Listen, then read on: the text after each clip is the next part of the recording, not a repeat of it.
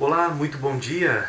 Aqui quem fala é Luciano SS. Vamos falar um pouquinho sobre o mercado financeiro, iniciando o nosso chimarrão dólar e índice de hoje, no dia 25 de março de 2022.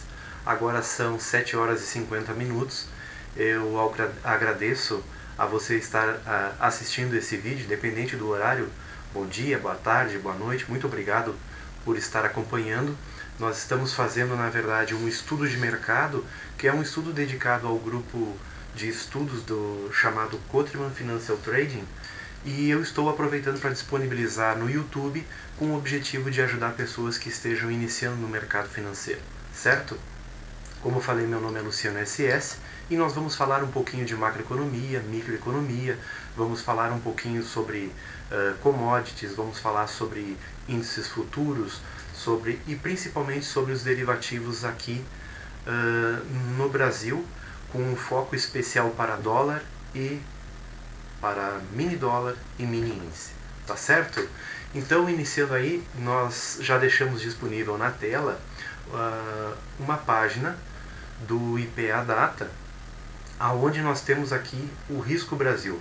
O Risco Brasil é importante ser feito a análise pelo operador de dólar, principalmente. Por quê? Para que nós tenhamos se nós temos um aumento no Risco Brasil, existe uma possibilidade muito grande de o dólar se elevar. Por quê? Porque o dólar é uma moeda onde existe uma segurança maior. Então, o que acontece geralmente é que as pessoas retiram o seu capital de ativos de risco e procuram ativos mais seguros. Então, a tendência do dólar, com o Risco Brasil subindo, é o dólar subir também. E nós tivemos aqui, vocês percebam que do dia 14 de junho de 2021 até esse ponto aqui, que é do dia 2 de novembro de 2021, nós tivemos uma tendência de alta. E se nós formos olhar o gráfico nesse período, nós também tivemos uma tendência de alta no dólar.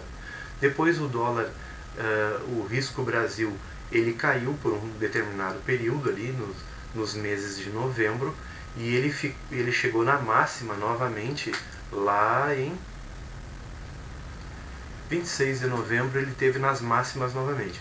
De lá para cá ele arrefeceu, ele teve um movimento grande de queda até ele por volta do dia 10 de dezembro, tá?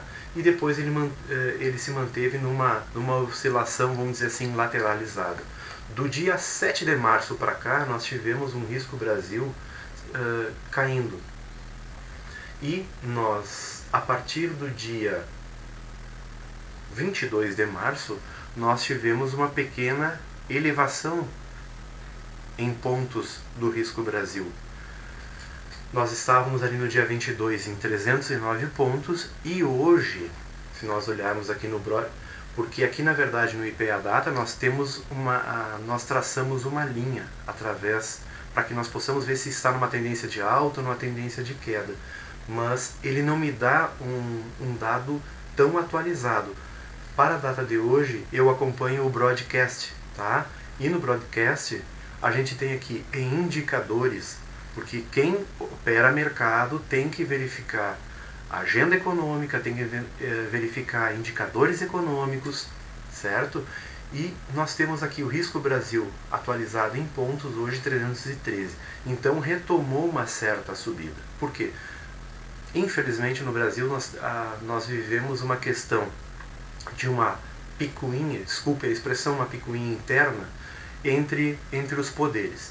Fica o Supremo Tribunal Federal, o Executivo, o Legislativo, esse pessoal aí fica batendo cabeça e, infelizmente, atrapalhando não só os investidores, né, porque não vindo o capital externo para cá, nós vivemos um bom momento hoje em que o capital externo tem vindo, mas nós já vimos que ontem nós tivemos uma pequena fuga de capital. É claro que nós estávamos a 10 pregões com entrada de capital contra apenas um pregão com saída de capital. Mas esse risco Brasil voltando a subir, pode haver uma fuga de capital. Então gente, estou passando esses dados para verificar a importância, aqui no caso de um dado mais regional, da microeconomia, referente ao nosso país.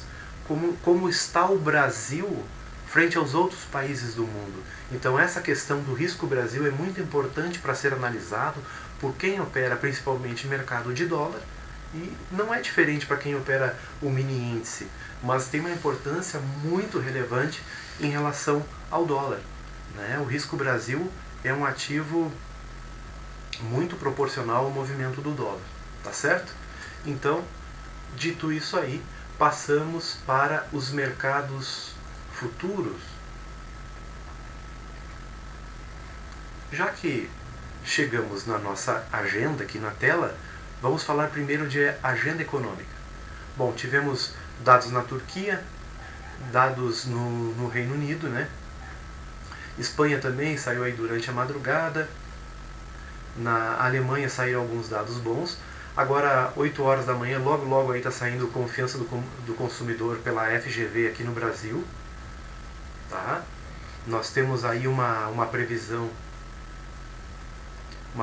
de 76 para confiança do consumidor. Depois, por volta das 9 horas, nós temos dado muito importante, que é o IPC, referente à primeira quinzena de março, aí, relacionado ao mês, e também um relatório de IPC, primeira quinzena do mês de março, fazendo uma relação anual, tá certo? Depois, por volta das 11 horas da manhã, nós temos dados americanos, tá? Sentimento do consumidor de Michigan, vendas pendentes de casas, todos esses dados às 11 horas, culminando aí com o discurso de Williams, que é um outro membro do FONC. Depois, 12h30 também, nos Estados Unidos, nós temos mais 2 discursos de membros do FED. E aí, à tarde, praticamente, agenda vazia. Às 14 horas, ali, 2 horas da tarde, contagem total de sondas, né? É um dado importante, mas eu não sei se vai movimentar alguma coisa nesse horário aqui das 2 horas da tarde, tá? Vamos acompanhar. Passamos então pela agenda. Os títulos americanos. Vamos dar uma atualizada na página aqui. Os títulos americanos trabalhando aí, todos em alta neste momento. Títulos americanos todos em alta. Os mercados futuros trabalhando assim, bastante mistos nesse início de manhã. Já esteve praticamente tudo no negativo. O mercado americano estava trabalhando totalmente negativo, agora passou para o positivo. Tá? Dow Jones, S&P, o Russell 2000, tudo trabalhando no positivo. Na Europa, o VIX está negativo, isso é bom para que de repente a nossa bolsa possa subir um pouquinho mais. Hoje, sexta-feira, é um dia que a gente sempre tem que ter um pouquinho mais de cautela, porque podemos ter uma certa volatilidade no sentido de encerramento de algumas posições ou ajuste de posições aí, né, para passar o final de semana, o investidor passar o final de semana mais tranquilo. Na Europa, as bolsas viraram também, estavam bem negativas.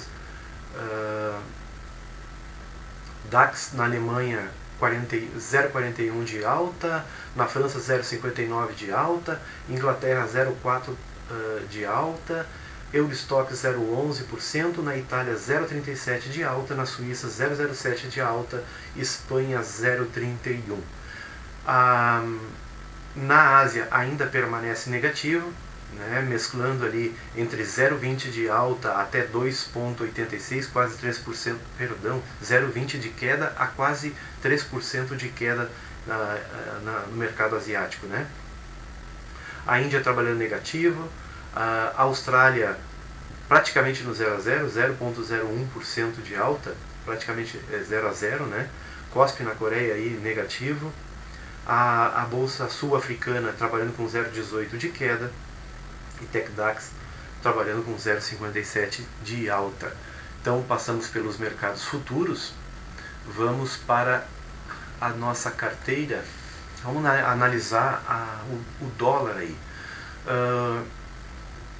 O nosso real frente ao dólar trabalhando no 0 a 0, dólar praticamente não quis trabalhar durante a madrugada, praticamente não houve negociação, ele trabalhou durante a madrugada ali entre 4.826 de mínima e 4.828 de máxima, apenas 2 pontos ele trabalhou nessa região aí. O futuro do real brasileiro trabalhando com 0,19 de alta nesse momento, tá? Esse oscilou um pouquinho mais, mesmo que não tenha sido grande o range de oscilação, mas trabalhou um pouquinho mais. O índice dólar futuro, tanto o spot quanto o futuro do índice dólar trabalhando no negativo, o índice euro aí trabalhando no positivo. Isso pode ser um bom indicativo para nós aí. O Shao frente ao dólar, o que é o Shao? É o ouro, né? Frente ao dólar trabalhando negativo, o ouro spot também negativo, ou seja, pode ser que nesse início de manhã aí nós tenhamos investidores com um pouquinho mais disposição ao risco de buscar bolsas, alguma coisa assim, né? Porque estão saindo do dólar, saindo do ouro. O minério de ferro, contrato futuro aí trabalhando positivo, o petróleo Brent e o petróleo da WTI trabalhando no negativo, o Brent com 1,21 negativo e o WTI 1,62 negativo. O VIX futuro no negativo e Dow Jones positivo, como já havíamos falado ali, e o EWZ, que é o nosso índice dolarizado, negociado lá fora, teve 1,78% de alta ontem, certo? Passando então para o minério de ferro negociado lá no porto chinês, lá no porto de Dalian, na China. Minério de ferro trabalhando, vamos esperar a abertura aqui, trabalhando em alta de 3,69%. Vamos ver se a gente consegue ver alguma coisinha de gráfico para a gente ver se existe alguma tendência definida para o minério de ferro. Gráfico de linhas, vamos ver aqui no gráfico horário.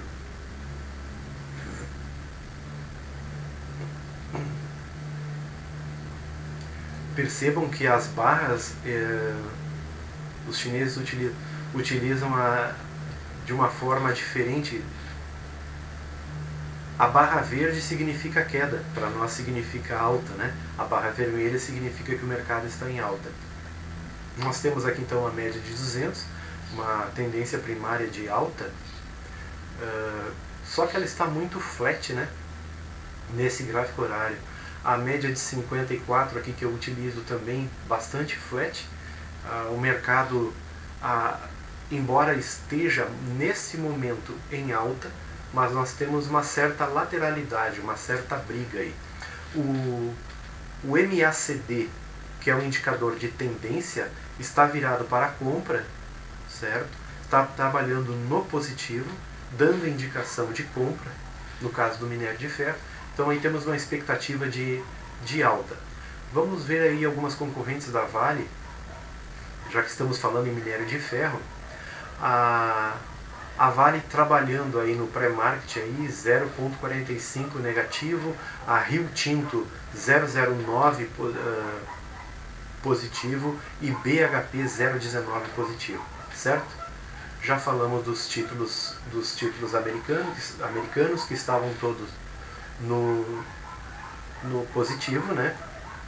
Vamos então agora falar especificamente de dólar e índice.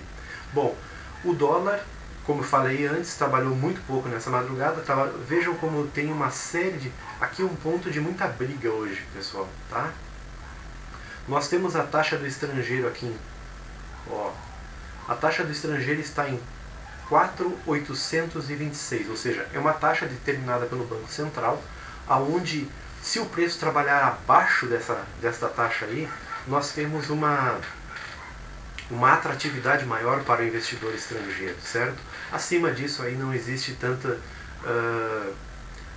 busca, tanta chegada de capital estrangeiro e na verdade existe uma busca maior por ativo de segurança, pelo dólar. Então o dólar trabalhará a patamares mais elevados.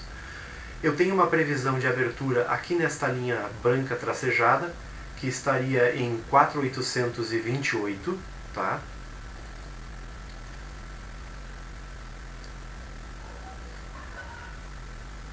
(4.830), atualizado agora 4.829. Perfeito? Esta é a previsão de abertura. Eu tenho esse tracejado amarelo aqui, que seria o preço justo, está em 4.827, preço justo do dólar para esse momento, tá? E eu tenho bem próximo a linha de essa azul clarinha, que é o nosso ponto de equilíbrio, que é a média de negociação baseado na volatilidade, tá? Porque se eu pegar a média de negociação de preço, ela é bem diferente, tá? Então nós estamos pegando o ponto de equilíbrio de volatilidade, certo? Então acima daqui eu tenho um dólar mais comprador e vem bem em encontro também com a taxa estrangeira estipulada pelo Banco Central Brasileiro, certo? Eu tenho uma previsão de uma busca de uma primeira mínima em 4.812 e depois a próxima mínima, a segunda mínima que eu tenho é 4.763,94. Quem tem acompanhado, eu duvido que não tenha percebido a eficiência que nos dá esses pontos, que nos dão esses pontos aqui. Quando chega nessa linha laranja, que eu chamo de nossa região de violinada, que é algo que eu aprendi lá com o professor Marco Rossi, que embora o saudoso professor Marco Rossi, que eu não tenha tido a oportunidade de conhecê-lo, mas houveram alunos dele que fizeram a gentileza de dispor nos seus canais de YouTube aí o conteúdo do professor Marco Rossi. Para mim, o Marco Rossi é uma sumidade em Fibonacci aqui no Brasil, tá? E ele ensina isso, que essa região aqui de 111,8 de expansão de Fibonacci é uma região de violinada. Se o preço perder a mínima, ele tende a segurar aqui. Isso quer dizer que vai segurar sempre? Não. Se ele passar direto, na maioria das vezes ele para. Mas se ele passar direto, a tendência é vir buscar 2 pontos, 2 níveis abaixo. Ou seja, ele passa provavelmente o 127,20% de projeção de Fibonacci e vai buscar 141,4% de expansão de Fibonacci, tá? E temos aqui, hoje é sexta-feira, mas sexta-feira passada veio um carry trade para cá, entrou um capital estrangeiro grande e o preço alcançou 161,8% de Fibonacci, que é o máximo que eu tenho de expansão para essa volatilidade para o dia de hoje, tá? Para este pregão. E depois acima eu tenho uma máxima aqui que vem culminar com essa VWAP semanal, tá? Então 4.902 é a máxima que eu tenho. Depois eu tenho um ponto de violinada em 4.919, se o dólar trabalhar positivamente, e 4.940 a 127,20 de expansão de Fibonacci. Essa linha aqui vou desfazer, porque não há necessidade. 4.960, nós teríamos aqui 141,4% de expansão de Fibonacci, ponto que eu considero muito importante, e uma máxima expansão de Fibonacci na volatilidade do ativo em 4.988,50. Tá? São esses os pontos que eu tenho para o dólar. Já falamos então na previsão de abertura, 4.829, o que nós temos agora. E o preço justo estaria lá em 4.827. Para o mini índice, nós temos aí um mini índice com uma previsão de abertura em 120 mil pontos, agora já alterou, vamos alterar aqui. Nós estamos em 120 mil. S&P trabalhando em alta de 0,17%. Vamos só fazer um cálculo aqui rapidinho.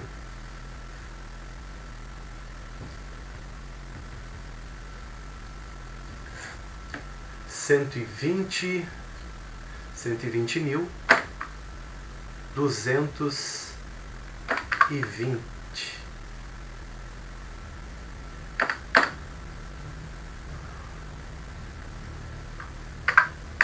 $120.200, tá? Aqui nós teríamos o nosso ponto de abertura. Eu tenho um preço justo aqui em 119.140, um preço justo para o mini índice, certo? Um ponto de equilíbrio na volatilidade, tá? Em 119.466, 460, né? Porque os números são redondos no mini índice.